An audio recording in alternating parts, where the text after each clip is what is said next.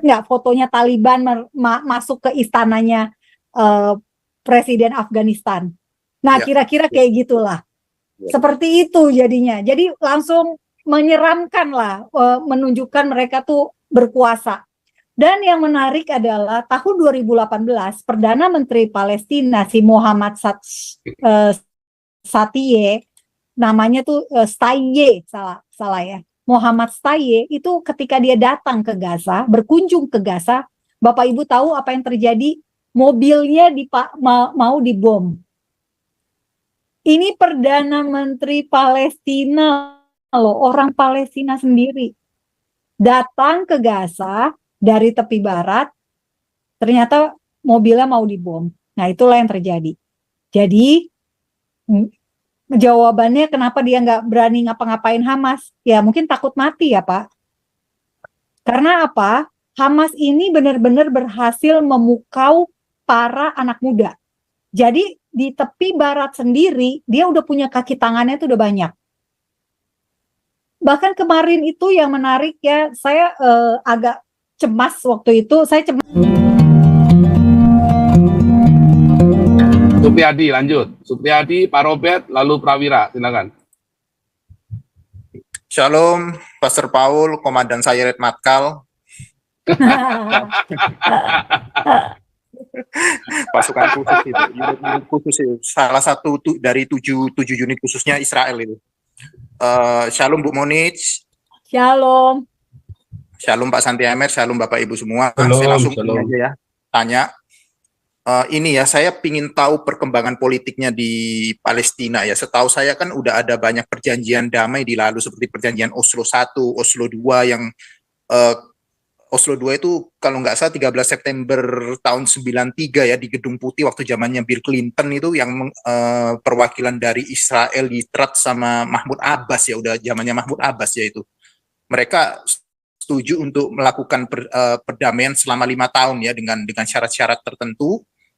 Nah, terus ini kan keadaan situasi politiknya kan berubah. Jadi faksi Fatah itu nggak tahu kenapa bisa tergusur oleh Hamas. Terus mereka menang pemilu terus ceritanya gitu. Jadi Hamas yang selama ini menguasai, dianggap menguasai kayak jalur Gaza lah, tepi barat itu, dan sering sekali bentrok dengan IDF itu, pasukan Israel. Nah, maksud saya gini, apakah dari faksi Fatah sendiri mereka ini tidak melakukan perlawanan atau kurang dukungan atau gimana, atau mereka mungkin diam-diam juga gitu loh, maksudnya nggak apa-apa lah, yang penting kan si Hamas kan nyerang Israel bukan nyerang kita gitu. Seharusnya kan maksudnya gini, kalau udah tahu Hamasnya ini yang bikin ulah, yang menyebabkan mereka menderita sampai sekarang, nah harusnya kan berani gitu, maksudnya udah rakyatnya sana jangan pilih lagi gitu. Jangan pilih lagi deh, kita mau hidup damai aja sama Israel gitu, kita mau perundingan aja, diplomasi gitu loh. Mungkin Bu Monik bisa tahu ya, kurang lebih itu info-infonya itu gimana itu. Karena ada juga di chat tadi, Bu Liso itu sempat bertanya gitu loh, apakah kejadian-kejadian yang dilakukan oleh Hamas ini didiamkan juga sama Fatah gitu, atau mereka mungkin main mata atau gimana gitu. Itu mungkin gitu dulu sih Bu Monik. Makasih Bu. Oke. Jadi kenapa Fatah kayaknya santai-santai aja gitu ya, maksudnya ya, nggak melawan si Hamas gitu kan, nggak melawan si Hamas. Oke, kenapa tidak melawan si Hamas ya? Karena dia pikir bisa bantuin iniin Palestina, Israel kali ya, melawan Israel. Jadi secara psikologi takia kali ya, kalau boleh dibilang. Jadi Fatah musuhan secara politik sama Hamas, tapi saling membutuhkan karena mau melawannya Israel gitu ya. Dan juga mereka memang ini sekali lagi menggunakan isu ketidakharmonisan dengan Israel ini untuk mendapatkan donasi. Selama ini pemerintahan mereka kan hidup dari donasi, dari pemberian bantuan dari negara. Jadi ini kayak dibikin ya, memang seakan-akan mereka menderita.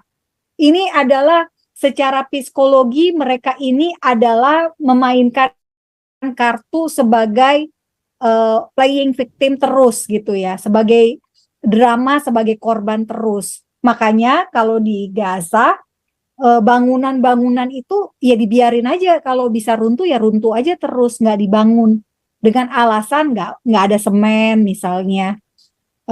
Israel memblokade Gaza, nggak boleh masukin peralatan untuk pembangunan, nggak boleh memasukkan semen karena Israel takut untuk dibikin jadi terowongan, teror tunnel untuk masuk ke Israel.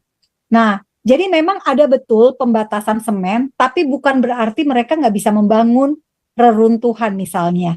Nah, tapi itulah yang digunakan sehingga nanti kalau ada kerusuhan lagi, ada konflik lagi, ya itulah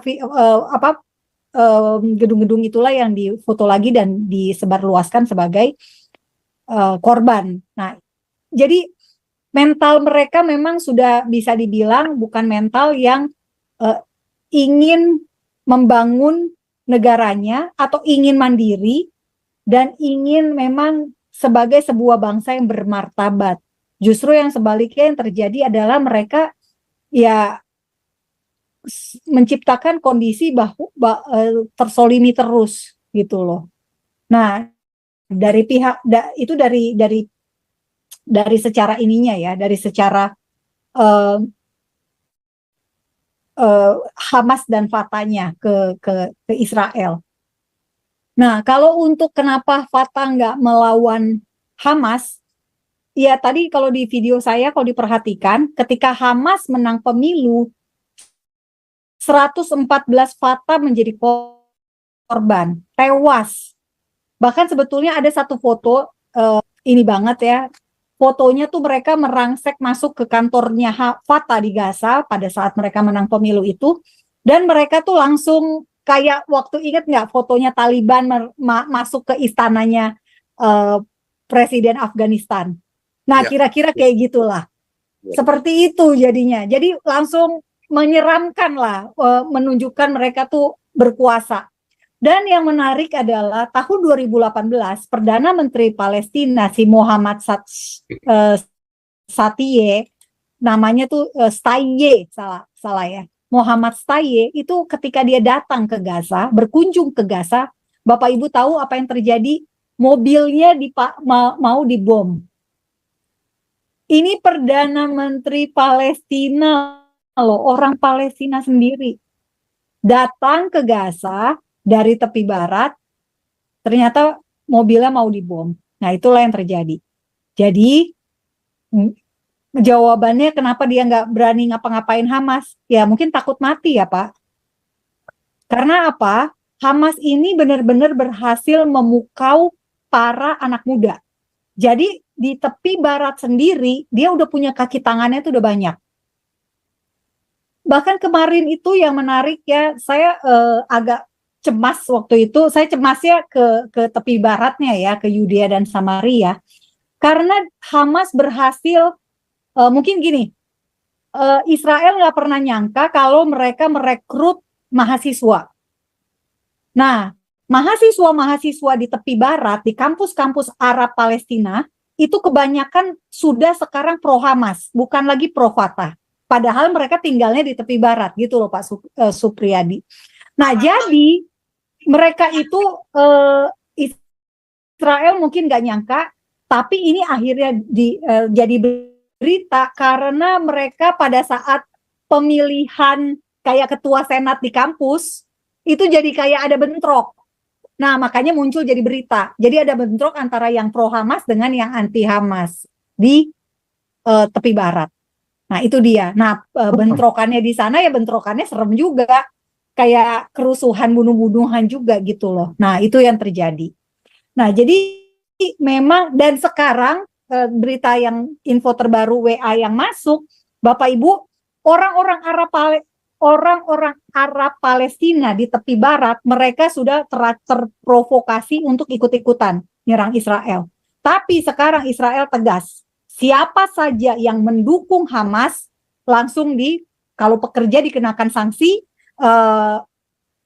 bahkan ada yang langsung dipecat ya karena dia menyatakan persetujuan dengan tindakannya Hamas, mengagumi sebagai tindakan heroik dan sebagainya. Nah itu tuh langsung ada sanksinya, bisa dipecat, bisa diberhentikan dari pekerjaan. Nah yang bagus juga adalah Israel juga secara tegas sekarang akan menangkap. Jadi ini nggak main-main ya, mereka akan kalau mereka udah mulai unjuk rasa, mau memprovokasi ketenangan di wilayah tepi barat, apalagi di wilayah Arab Israel, nah itu mereka langsung ditindak. Kenapa? Karena emang perlu sekali untuk mencegah terjadinya kerusuhan ya di tengah-tengah. Mereka sibuk lagi mau mulangin Sandra, tiba-tiba Arab Israelnya atau Arab Palestina di tepi baratnya rusuh gitu. Ya. Nah ini juga jadi doa kita Bapak Ibu ya untuk orang-orang Arab, terutama orang-orang Arab Kristen ya, supaya mereka ini benar-benar jadi pembawa damai, bukan jadi kompor di sana. Itu saja yang mungkin saya bisa kasih tahu, karena itu perlu ada 47 orang di Yudea dan Samaria atau di tepi barat. Ini mereka ditangkap sama Sinbad gara-gara apa? Gara-gara mereka terkait dengan Hamas. Bahkan ada senior Hamas di Hebron. Nah, itu bayangin aja.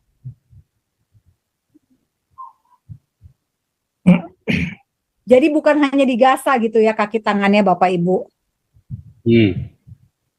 Seru ya. Ibu Monik, sebentar. Bu Monik. Ya Pak. Ada temennya Bu Monik yang di Haifa, yang alumni Haifa. Pak siapa namanya? Jaja siapa namanya dulu ya? Oh iya Pak. Pak Arif Mirjaja. Arif Mirjaja. Besok saya ketemu sama dia di Düsseldorf. Oh di Jerman, lagi ke Jerman ya. Dia lagi diundang pelayanan imigran asilum Islam yang sudah dibaptis. Jadi itu setelah besok saya akan ke sana. Mungkin saya akan live juga nanti dari sana. Oke, kita lanjut dulu ya. Kita lanjut lagi Pak Robert, Pak Mengkang. Ya. Oke. Mau apa? Pak Paul, maaf sampai 11:30 ya. Soalnya besok Ya. saya ada pelayanan jam Ya. 10. Ya, ini luar biasa nih. Kita tadi sempat menyentuh 2,6 nih live viewernya nih. Kita selama membahas Israel ini kita selalu di atas 2,5 ya live viewernya. Jadi memang rupanya rakyat Indonesia ini haus sekali dengan informasi-informasi yang banyak sekali disesatkan ya oleh media. Pak Robert langsung. Oh ya, shalom Bu. Iya, shalom Dan Pak juga Robert. terima kasih untuk Pak Polsang ya dalam kesempatan ini. Kau bilang kau menang debat, lawan domba yang sesat. Kau bilang banyak yang tobat.